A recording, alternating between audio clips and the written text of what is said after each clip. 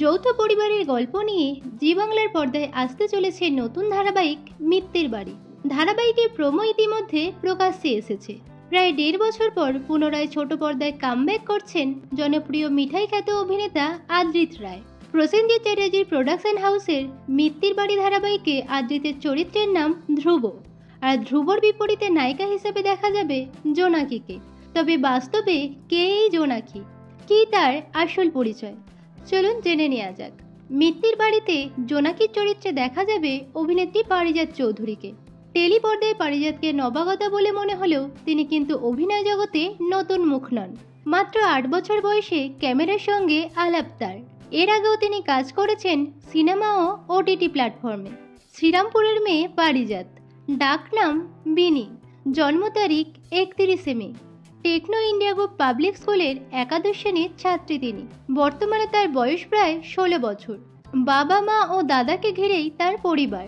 পারিজাতের বাবা হলেন ভাস্কর চৌধুরী, মা হলেন মিঠুমন ফকিরা চৌধুরী ও দাদা হলেন পৃথ্বীরাজ চৌধুরী। পারিজাত ছোট থেকেই অভিনেত্রী হতে চেয়েছিলেন। পারিজাতের পরিবার বহুদিন ধরেই ইন্ডাস্ট্রির সঙ্গে যুক্ত।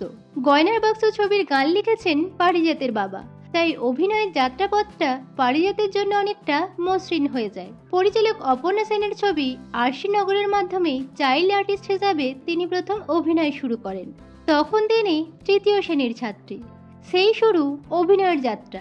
তারপর পরবাস, ক্ষত সিনেমা, মহানায়ক ও ভক্তের ভগবান শ্রীকৃষ্ণ সিরিয়াল, কৃষাণু কৃষাণু ও ইন্দুবালা ভাতের হোটেল ওয়েব সিরিজ প্রভৃতি প্রজেক্টে তিনি পরপর কাজ করেছেন।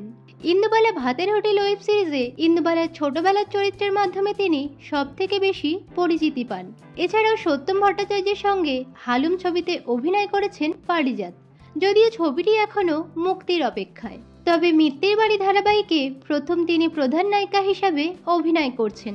এখন দেখা যাক জোনাকি চরিত্রের মাধ্যমে অভিনেত্রী পারিজাত চৌধুরী কতটা জনপ্রিয়তা অর্জন করতে পারেন। তো বন্ধুরা, আদ্রিত পারিজাত জুটির এই নতুন ধারাবাহিক নিয়ে আপনারা কতটা এক্সাইটেড কমেন্টে জানাতে পারেন। বিনোদন জগতের অন্যান্য খবর পেতে চ্যানেলকে সাবস্ক্রাইব করে পাশে থাকা বেল আইকনে ক্লিক করে রাখুন।